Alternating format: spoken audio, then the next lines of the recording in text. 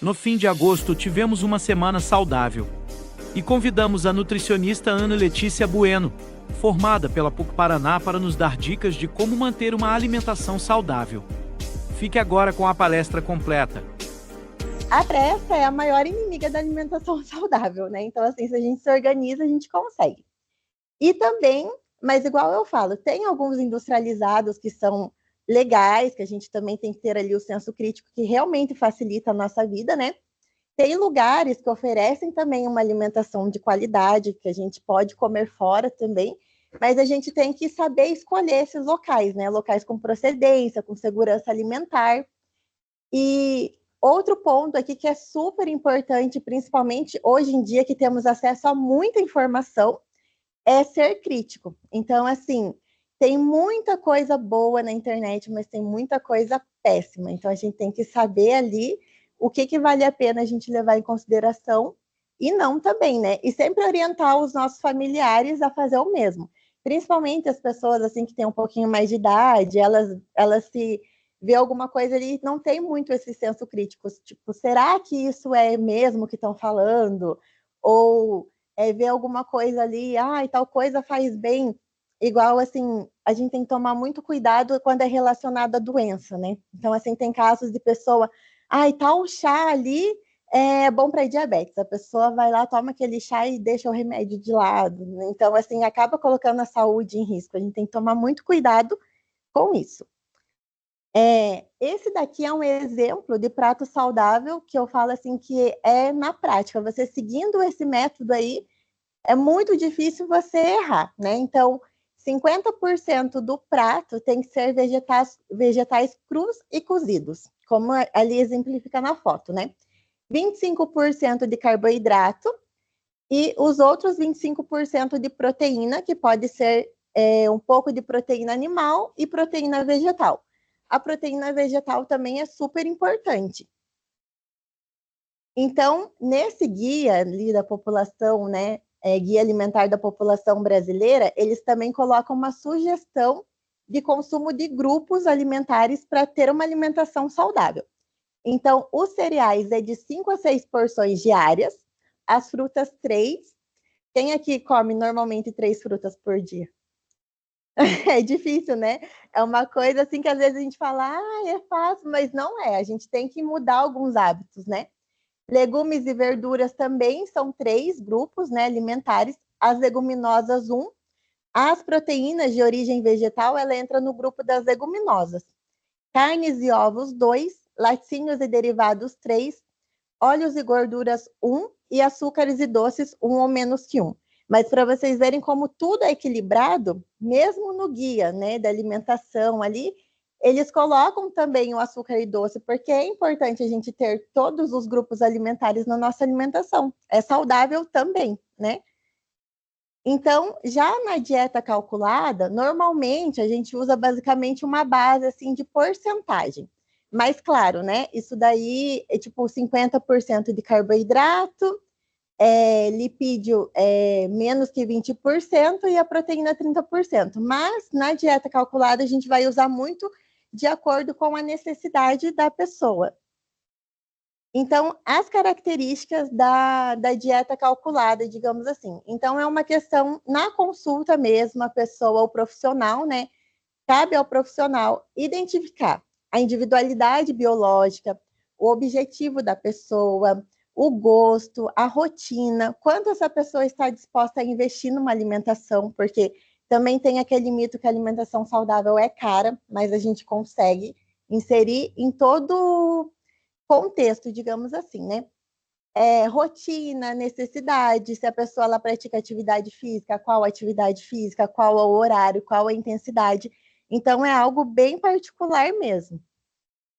Agora eu vou falar um pouquinho para vocês sobre as funções dos macronutrientes, né? Vamos começar pelo carboidrato, que ele é muito falado, digamos assim, eu acho que é o macronutriente mais falado, porque a pessoa fala em emagrecer, já vem o carboidrato, né? Reduzir o carboidrato, não comer carboidrato. Mas o carboidrato, ele é um macro muito importante. Ele é a principal fonte de energia principalmente a cerebral, porque o nosso cérebro ele não estoca o glicogênio, a gente tem que estar suprindo ali regularmente. E ele também faz a regulação do metabolismo proteico. Você consumindo carboidrato é uma forma de você poupar a proteína. Então, assim, ele é super importante, principalmente para a área cognitiva. Por isso que quando as pessoas cortam o carboidrato, dá irritabilidade, sonolência, então várias coisas ali relacionadas ao sistema nervoso central mesmo. Só que tem os tipos de carboidrato, né? Tem o carboidrato simples e o complexo. Então, o simples, ele é absorvido super rápido, ele dá o pico de insulina, ele fornece energia muito rápido e ele é pouco nutritivo. Então, assim, é o que a gente deve evitar. E o complexo, ele é absorvido lentamente, ele tem um aumento gradual da insulina, ele fornece energia também a longo prazo, né, constante e instável, e ele é rico em vitaminas, ferro, fibras e minerais. Então, ele é mais nutritivo. Então, esse a gente deve consumir com mais frequência e também em maior quantidade. O outro a gente pode comer também, só que a gente tem que comer com menos frequência, né? Agora, a proteína. A proteína ela já tem uma função estrutural. Então, ao que o carboidrato é energético, a proteína é função estrutural. Então, ela faz a construção e manutenção das nossas células, de musculatura também. Transporte de substâncias, o oxigênio, por exemplo, é transportado através de proteína. Atua muito no sistema imunológico e também faz toda a regulação do metabolismo através dos hormônios. Então, nós temos os dois tipos de proteína ali que eu já falei anteriormente, a proteína de origem animal e a proteína de origem vegetal, que vem através das leguminosas. E numa alimentação saudável, é importante que faça a ingestão dos dois. Lógico que se a pessoa ela for vegetariana, ela vai ter que suprir ali, mas assim, não vai consumir de origem animal, mas equilibrando ao longo do dia, com orientações específicas, a gente consegue também suprir essa necessidade proteica. Agora, os lipídios, que são as gorduras, né? Ele é um importantíssimo transporte de nutrientes, como algumas vitaminas como essa, A, D, E e K, que são vitaminas lipossolúveis. Então, a gente necessita da gordura também. É um isolante térmico, faz a síntese de hormônios, né? Então, assim, todos os grupos são importantes. Às vezes a pessoa quer emagrecer e vai lá e corta drasticamente um grupo alimentar, e eles todos têm a sua importância na quantidade adequada, né? Aí também, só que as gorduras têm os tipos de gordura. Tem a gordura saturada e a gordura insaturada. Então, a saturada, ela é principalmente de origem animal, ela é prejudicial à saúde, porque ela aumenta o colesterol ruim, que é o LDL. Então, ela pode sim, ela é muito relacionada a problemas cardiovasculares. E já a insaturada, ela é de origem vegetal, elas são benéficas, ela aumenta o colesterol bom e ela evita, ela é um protetor, né, de doenças cardiovasculares. Agora eu vou falar para vocês sobre a mudança, né? Então, assim, ó, a pessoa, ela quer mudar. Aí, qual que é o primeiro passo que ela tem que fazer? Uma reeducação alimentar e inserir uma atividade física. Eu falo para a pessoa começar a atividade física aquela que o coração bate mais forte, né? Aquela gosta. Depois ela pode migrar para o que é mais necessário para o objetivo. Mas assim, o nosso corpo foi feito para se movimentar. Então se movimente, gosta de dançar, dance, gosta de bike, faça, gosta. Mas assim, comece a se mexer, né? Mas também não vai com muita sede ao pote, né? Tem gente que nunca correu na vida e já quer ir direto para uma maratona. Então a gente tem que respeitar os limites do nosso corpo.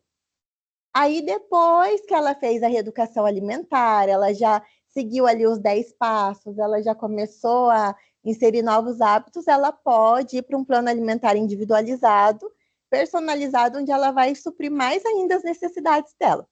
Também tem que buscar sempre o equilíbrio do corpo e mente, que é muito importante.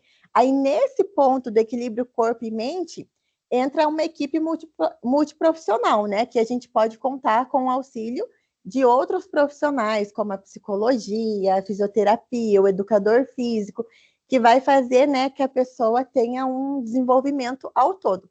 Depois que ela faz essas mudanças, que ela aderiu todos esses passos, ela tem que ter a constância. Então, assim, é fazer e manter.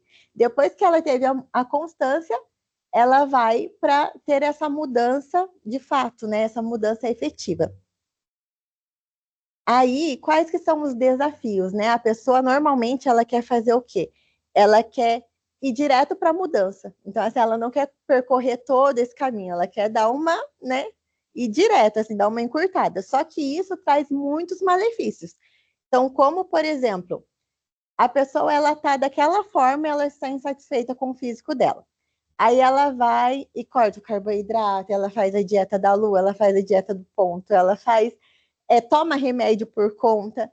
Aí o que acontece? Ela pode ter um resultado, mas é um resultado muito momentâneo, porque ela não vai conseguir ter a adesão e a constância, que são pontos chaves para a gente manter o resultado, né?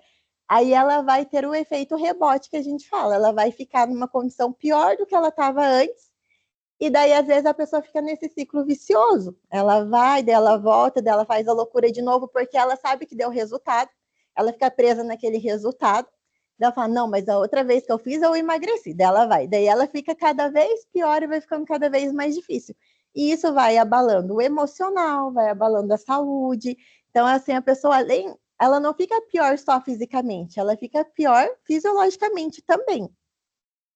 O Google, né? Eu falo que o Google tem todas as dietas, menos a sua. Então, assim, você tem que considerar a sua individualidade, a sua particularidade, o seu momento, né? Igual eu falo assim, quando eu passo uma dieta individualizada, não dá para comparar a dieta de uma pessoa, por exemplo, que é adolescente, que é solteiro, que mora com os pais, do que uma pessoa que é casada, que tem filhos, entende? É uma rotina diferente, responsabilidades diferentes. Então, a gente vai considerando tudo isso quando faz um plano alimentar personalizado.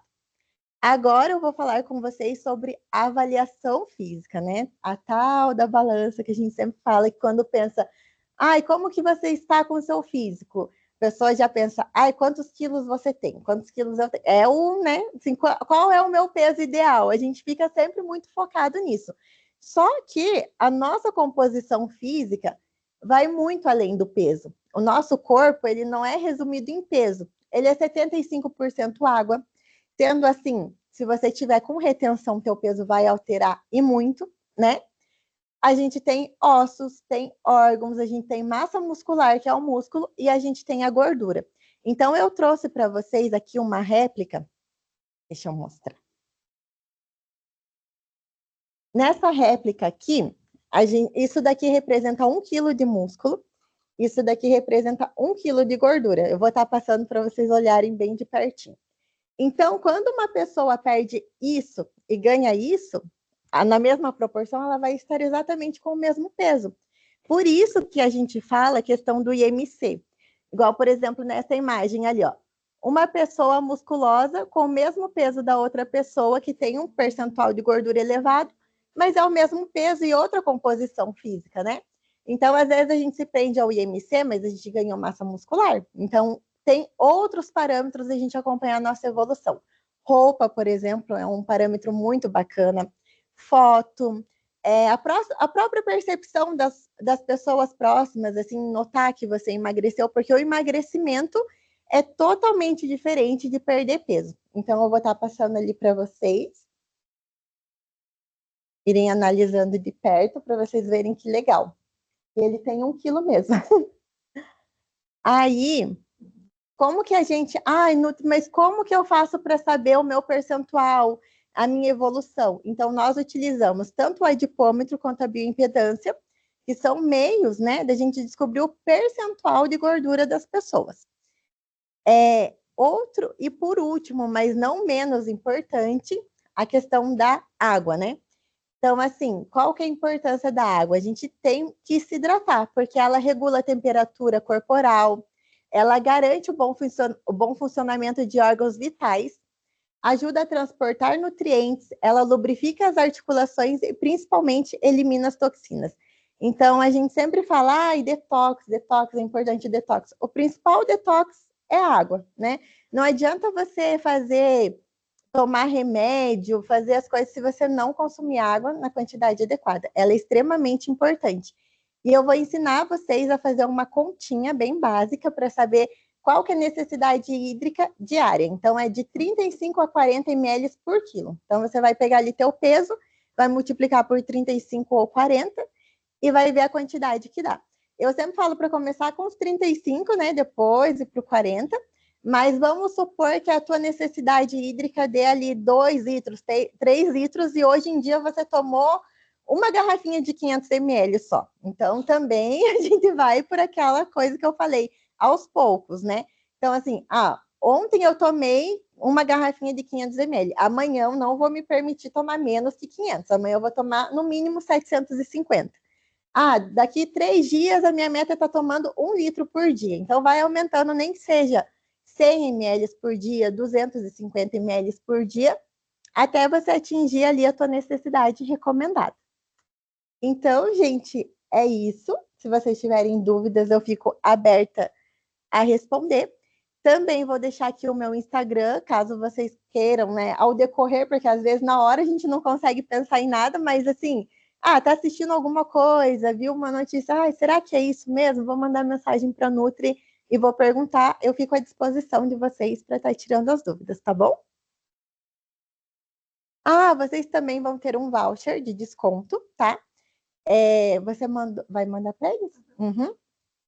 E assim, quem está assistindo aqui pode entrar em contato, entrar no meu Instagram. Eu vou ali no...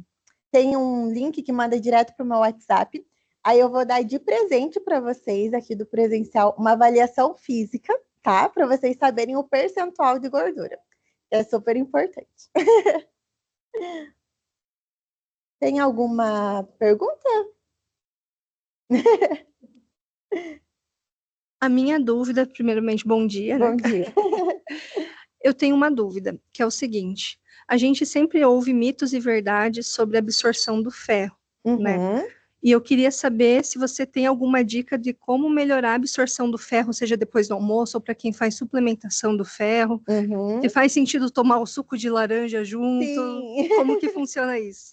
Então, assim, a absorção do ferro, ela tem algumas coisas que auxiliam. Por exemplo, o suco de laranja, ele ficou super famoso porque ele é rico em vitamina C.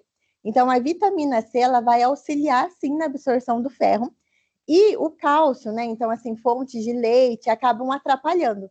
Então, o ideal é você consumir o ferro longe dessas refeições que contenham leite, laticínio, né? E consumir, assim, por exemplo, junto com uma fonte de ferro, que acho que o que se encaixa melhor com um almoço, por exemplo, é um suco de laranja, né? Então, assim, o ferro, ele está muito presente na carne, por exemplo, né? Nos vegetais folhosos escuros, então isso normalmente está presente nas principais alimentações, almoço e janta. Aí você pode colocar um suco de laranja. Também é super importante que o suco de laranja, a gente fala assim, tem a forma de consumir a laranja para manter mais ainda a vitamina C. Então, assim, ela em contato com alumínio, com lâminas, então, assim, você faz um suco rico de vitamina C, por exemplo, a acerola, que também é. Só que se você bater no liquidificador, ele já diminui um pouquinho a biodisponibilidade da vitamina C. Então, a laranja também é ideal você, tipo, abrir ela com a mão, assim, e consumir os gominhos, né? Tipo, sem cortar, sem cortar a laranja, sem espremer ela num espremedor, por exemplo, que tenha esse contato com o ferro, com o alumínio, tá bom? De nada. Eu tenho uma dúvida também. Diga. Sobre pão integral, tem algumas pessoas que falam que é bom, algumas pessoas falam que não é bom. Aí eu queria saber um pouco mais sobre. Então, assim, a diferença principal do pão normal para o pão integral é a quantidade de fibras. Então, a fibra, ela é muito benéfica, só que tem gente que tem o paladar, assim, que realmente não aceita o pão integral. Então, eu falo assim, não aceita o pão integral, em questão de calorias, pode consumir o pão branco mesmo. Só que tenta inserir as fibras através de outras fontes. Então, por exemplo, assim, come ali o pão integral com uma fruta, eu vou comer o pão integral, uma fruta mais uma aveia, que é fibra, uma fonte de fibra, né? Come o pão integral normal ali, o pão normal, né? Que ele tem um índice glicêmico, ele tem a absorção bem rápida, né? Então, a gente pode acrescentar uma proteína também para mudar a carga glicêmica da alimentação. Então, a gente consegue, sim, comer um pão branco, digamos assim, um pão de carboidrato simples, e deixando, complementando, tanto com fibra quanto com proteína, para deixar a alimentação ao toda mais saudável. Mas, assim, dizer que as pessoas costumam endeusar o pão integral, colocar como pão integral para ser a melhor coisa do mundo, e, assim, um pão branco é porcaria, né? Igual o pão francês, coitadinho, é super discriminado. Então, pode sim comer um pão branco se você não gostar. Mas ele tem, por ele ter mais fibra também, ele vai te dar mais saciedade. Se você comer só o pão branco com margarina, por exemplo, vai passar ali uns 15, 20 minutos, você já vai estar com fome. Se fosse o pão integral, já ia, né, dar saciedade por mais tempo. Tá bom? Tem uma pergunta. Diga. Seguinte, depois do treino à noite, eu chego 10 horas em casa, eu como fruta e tipo com mel e aveia. Você acha que é certo eu comer ou preciso comer alguma coisa, comida? Então, assim, a questão, igual eu sempre falo, pré-treino, pós-treino, às vezes a gente fica muito preocupado com pré e pós-treino, mas a questão é o contexto geral da tua alimentação. Você vai ter uma quantidade, um aporte nutrico necessário, né, para você consumir ao longo do seu dia. Então, assim, se você consumiu proteína ao longo do dia na quantidade necessária, não precisa se encher de proteína pós-treino, né? Mas se você colocar algo proteico pós-treino, é interessante também. Então, por exemplo, você treina que horas que você falou? 9h30. Você pode escolher também se você quer jantar antes do teu treino ou pós-treino. Você poderia fazer uma refeição mais completinha. O whey também é uma boa opção para você chegar e consumir tipo um lanche mais rápido, mais tranquilinho, pós-treino também. Então, por exemplo, chegou do treino, bate um whey com uma fruta, com leite, que daí já vai suprir as suas necessidades. Mas depende muito do quanto você já comeu ao longo do dia, né? Porque às vezes a pessoa já consumiu proteína no café da manhã, no almoço, na janta, uma quantidade elevada, aí chega do treino e come mais proteína porque é pós-treino. Então, vai do equilíbrio diário mesmo. Tá bom? De nada. Diga. O pessoal geralmente faz jejum intermitente. Aí tem alguns profissionais que falam que é bom, outros falam que é ruim. O jejum, ele é uma polêmica, né? Igual eu falo assim, eu gosto do jejum como uma estratégia. Mas como uma estratégia, ela tem momento para começar e terminar. E a questão do jejum também é que as pessoas deixam de comer, vamos supor, faz o jejum ali, termina de comer 6 horas da tarde, e no outro dia vai só almoçar. Aí, o que é mais interessante é o que ela consome nessa janela que ela está se alimentando. Porque, igual eu falo, não adianta a pessoa ficar um longo período sem se alimentar e no período que ela está se alimentando, ela consumir mais calorias, porque ela está, digamos que, com fome. Ou assim, vou aproveitar para comer bastante agora, porque eu vou, daqui 6 horas eu não vou comer mais. Então, às vezes, as pessoas pecam muito nisso. Fazem jejum e acabam não tendo resultado no emagrecimento, porque consomem mais calorias nessa janela de alimentação. Tá bom? Diga. Mitos e verdades sobre algumas alimentações que a gente acaba realizando durante o dia. Sim. Os mitos... Eu acredito que o maior mito assim, que a gente enfrenta, que eu até comentei aqui um pouquinho, é carboidrato, que carboidrato faz mal. Comer em tal horário, tipo, comer de noite faz mal. Então, assim, aquele negócio que eu sempre falei, é de acordo com a sua rotina. Uma pessoa que vai dormir meia-noite, 1h da manhã, não tem problema nenhum ela jantar 10 horas da noite, entendeu? Então, assim, não chega a um certo ponto que o teu metabolismo fala, não vou mais metabolizar isso porque já está em tal horário.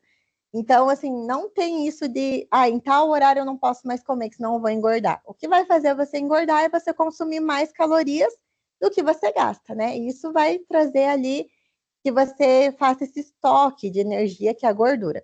Então, que o carboidrato faz mal, ele não faz mal, a gente tem que saber escolher, mas a gente também pode consumir os carboidratos simples, né? Com menos frequência. Outro mito também muito grande é você que tem que comer de 3 em 3 horas para emagrecer. É interessante você fracionar um pouco mais a alimentação? É. Por quê? Pela questão de saciedade, para evitar que você fique com muita fome e acabe fazendo escolhas erradas. Mas não que você tenha que necessariamente, vou parar tudo que eu estou fazendo para comer de 3 em 3 horas para acelerar o metabolismo, né? Então, isso também é um mito.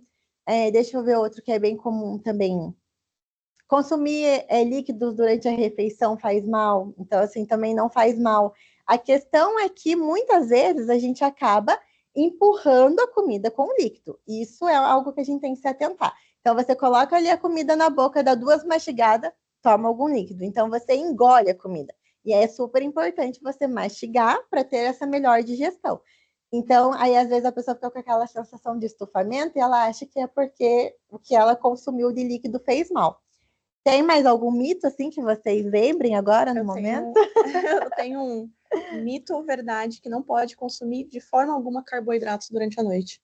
Isso é mito. Isso é total mito, porque, assim, igual eu falei, vai muito da rotina da pessoa, né? Então, a gente tem uma necessidade de carboidrato diária. Então, você tá ali no teu dia, o horário que você for consumir, tá tudo bem. Claro, tem a questão ali, por exemplo, em algumas doenças metabólicas, refluxo, né? Igual eu falo assim, às vezes a pessoa tem refluxo, algum problema nesse sentido, ela tem que evitar de comer e logo deitar, mas porque é uma particularidade dela, é uma doença mesmo, né? Mas para pessoas saudáveis, ela pode consumir o carboidrato à noite sem problema nenhum. Diga.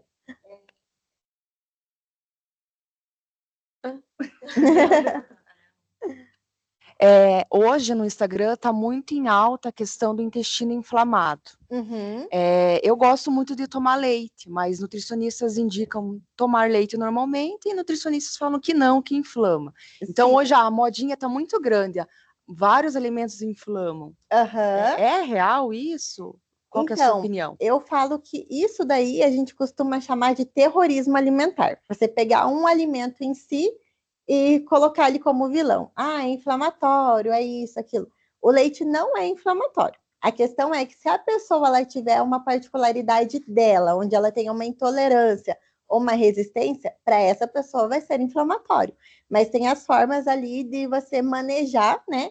Tanto o intestino, fazer uma modulação intestinal, para a pessoa não ter tantos malefícios com esse consumo. Tem pessoas que realmente não toleram, daí não tem que cortar mesmo o consumo.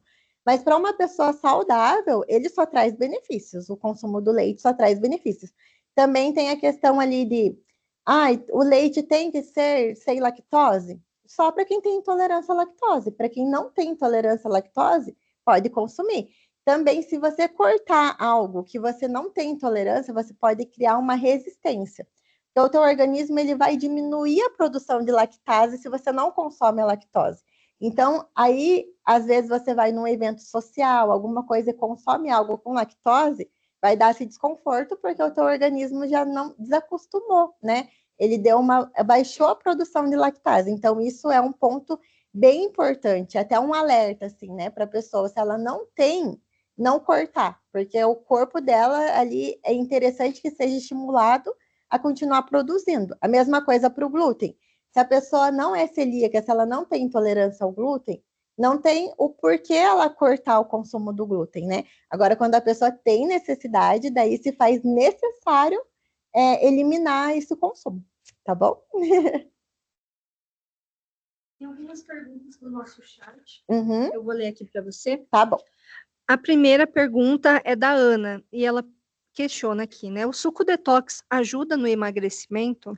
Então, igual eu falei, assim, o suco detox, ele é um suco muito nutritivo. Isso nós não podemos negar. É uma forma da pessoa, vamos supor, eu sempre falo, a pessoa não tem o hábito de consumir fruta, não tem o hábito de consumir verdura. Se ela consumir o suco, perfeito, é uma forma que ela gosta de inserir esses hábitos.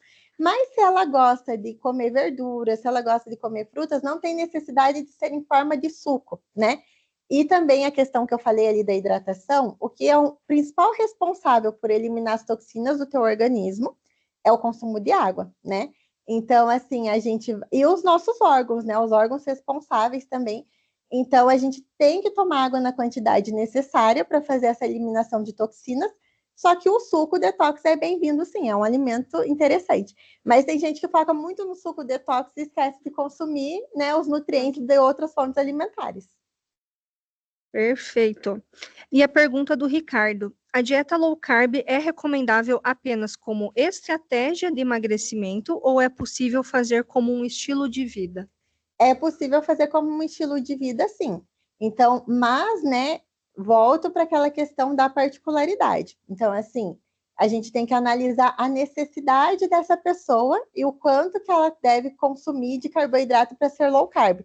Porque às vezes a gente pensa que o low carb é zerar o carboidrato. E às vezes a gente faz uma dieta low carb que você vai ver a pessoa, ela come arroz, ela come pão, tá tudo inserido na alimentação dela, e mesmo assim é low carb, porque uma dieta low carb é considerado 1 grama de carboidrato por quilo, 1,5 grama. Então, assim, isso já pode, dependendo do peso da pessoa, ser uma quantidade razoável de carboidrato. Então, assim, pode ser um estilo de vida, sim, tem gente que gosta, mas tem que ter aquela quantidade necessária para não prejudicar o desempenho da pessoa, tanto cognitivo quanto físico, né? Então, assim, se a pessoa ela pratica atividade física, essa quantidade de carboidrato tem que ser o suficiente para dar energia para ela praticar, né? Para ela ter um estilo de vida saudável mesmo. Beleza. Pergunta da Rita, né? Existem alimentos que aceleram naturalmente o metabolismo? Existem sim, tem os alimentos que nós chamamos de alimentos termogênicos, né? Então, esses alimentos, eles vão facilitar ali o emagrecimento, porque eles causam, assim, como que eu posso dizer? Uma termogênese mesmo, né? Então, por exemplo, o café, a pimenta são exemplos mais comuns, que te dão mais energia também, são os alimentos energéticos, né? Então, por exemplo, se a pessoa pratica atividade física, usar esses alimentos como pré-treino, são bem benéficos também. A gente conhece através de fórmulas, né? Tipo comprimido, essas coisas, mas todas as fórmulas de termogênico, digamos assim, elas vão vir através dos... É o alimento ali, eles pegam aquilo e transformam em fórmula, né? Uhum. Então, a gente também pode pegar da forma alimentar. Canela é termogênico também? Canela também? É termogênica também. Também? Uhum. Legal. E a última pergunta que a gente tem aqui é da Analine. Qual a indicação sobre desverminante e os impactos de não utilização? Então, isso daí também é aquela questão que eu falei do particular, né? Então, assim, tem gente que está usando sem necessidade nenhuma. Então, a gente tem que cuidar, porque tudo fica aquele negócio da internet, né? A pessoa, é necessário, não é necessário. Então, assim, se para você for necessário, você faz. Se não, não tem necessidade de ficar tomando medicamento à toa, digamos assim, né? Uhum. Mas também eu sempre falo que o mais importante quando se trata disso é a nossa modulação intestinal. Então, a gente tem que ter um intestino que funcione bem, tanto para a absorção dos nutrientes, né? Então, assim, os 3 pilares do intestino saudável. O consumo de fibras é super importante, hidratação e as bactérias boas que nós chamamos de probióticos, né? Então, a gente tem que ter esses probióticos, que a gente, dependendo ali, se a pessoa leva um estilo de vida não saudável, consome muito industrializado, não toma água, não pratica atividade física, normalmente ela tem uma desbiose intestinal, então ela vai ter mais bactérias ruins do que boas. Você coloca as bactérias boas no intestino, por exemplo, o probiótico. A maneira mais comum de ingerir é através dos iogurtes, né, que já tem, ou às vezes em comprimido mesmo. Aí, só que você tem que dar um jeito dela sobreviver no seu intestino. Então, você tem que deixar um meio favorável, que é através das fibras, que são os alimentos dessas bactérias, para elas se alimentarem e se proliferarem. Aí também entra a hidratação, né? Porque se você consumir fibra e você não tomar água na quantidade adequada, você vai constipar. Então, é muito importante.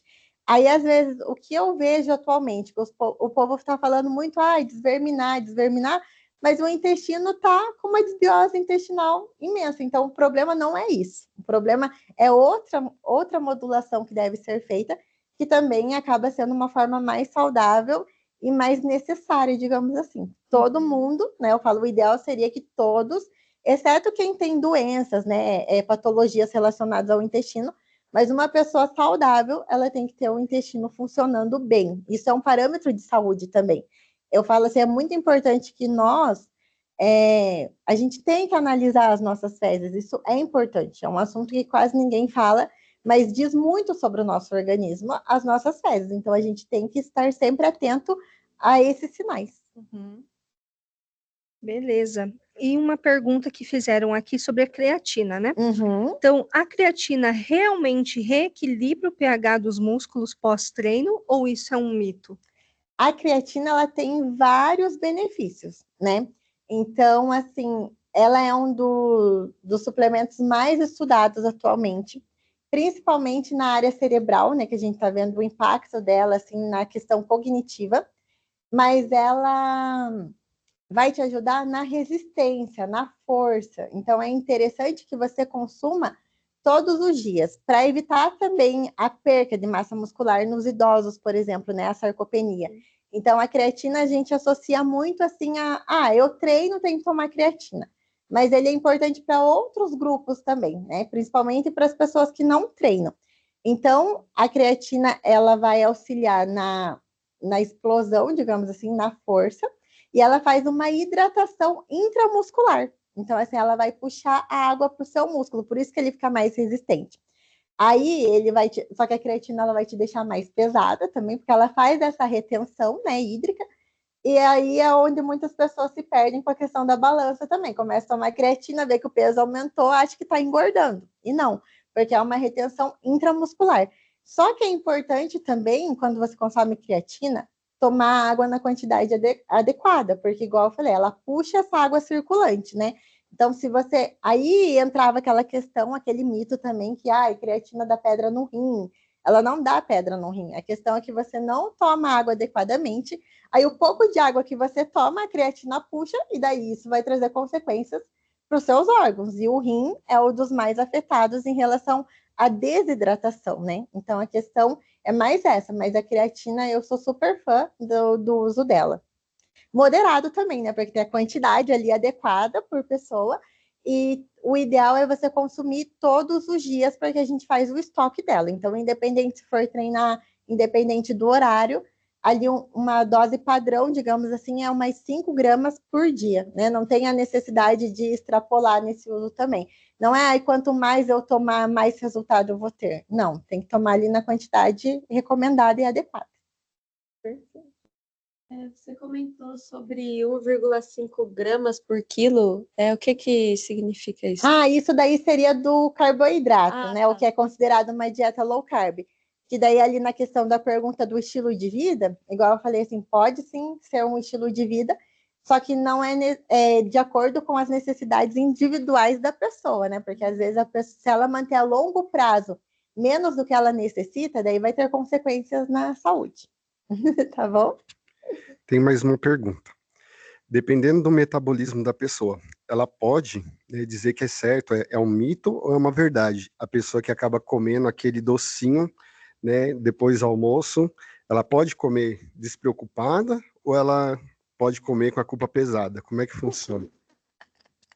Gente, o docinho ela pode comer sim despreocupada. Igual eu falo assim, tudo vai depender do contexto, né? Então você tem uma necessidade diária de calorias. Então vamos supor, até no processo de emagrecimento mesmo, a gente consegue encaixar um docinho.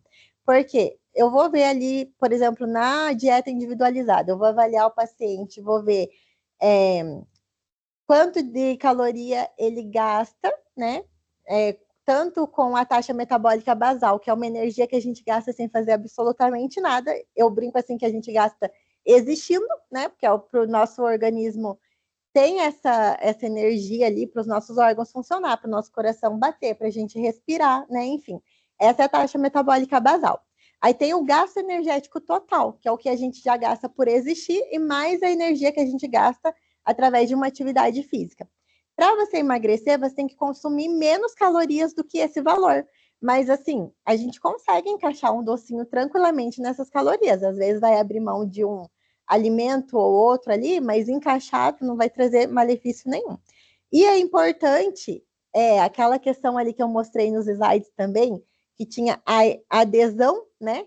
E a consistência. Então, assim, o docinho, ele vai fazer com que você tenha adesão e seja consistente naquilo.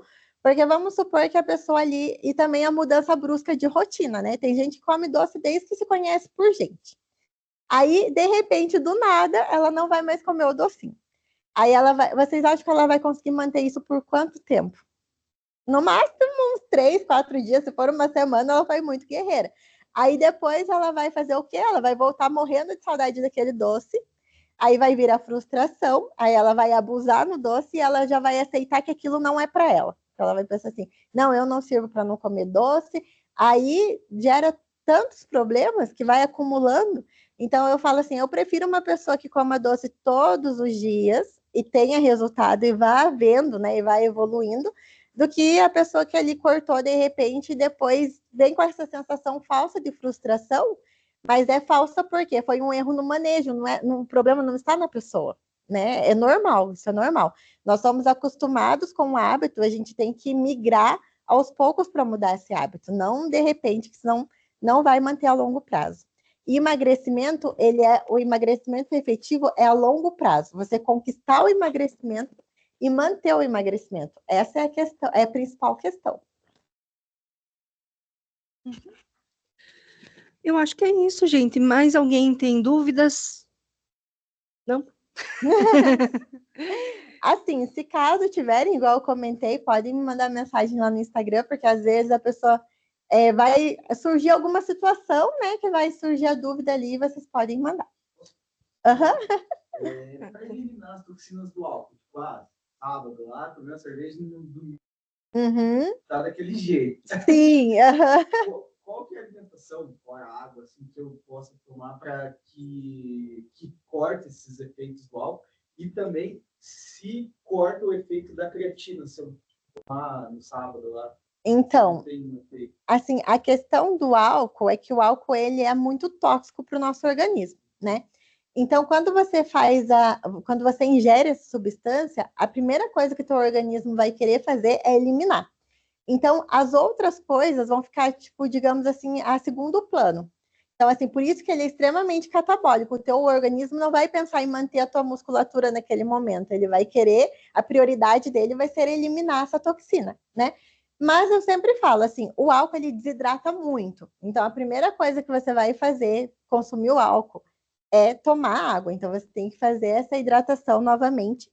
Mas você não tem que fazer assim compensação nenhuma. No dia seguinte você volta para sua rotina alimentar saudável, né? Que eu digo assim, então, onde que a gente tem os detox, digamos assim? É vitaminas e minerais. Então, aonde você acha isso com maior quantidade? Frutas, verduras, legumes. Então, volta ali para a alimentação habitual, que está tudo certo. E vai tentando evitar o consumo e também aquela questão ali de ir consumindo aos poucos também, né? Igual eu falo assim, não adianta você ser acostumado a tomar tipo uma cervejinha todo final de semana e de repente ficar ali, cortar totalmente, porque quando você voltar, a tendência de você voltar consumindo mais ainda é muito grande. Então vai aos poucos, e eu falo assim, não existe compensação. É voltar como diz assim, volta pro plano e tá tudo certo, tá bom? De nada. Então, acho que é isso. Ana, muito obrigada por ter vindo até aqui a nossa empresa, pelo teu momento, pelo teu tempo. Muito obrigada. Obrigada a todos. A oportunidade. Obrigada a todos que estão aqui, a todos que participaram aí no Teams com a gente. Se tiverem dúvidas, então não hesitem em procurar a Ana e perguntar, tá bom, gente? Isso mesmo, fico à disposição de vocês. Valeu. Muito obrigada, gente. Telos Consultoria, sempre ao seu lado.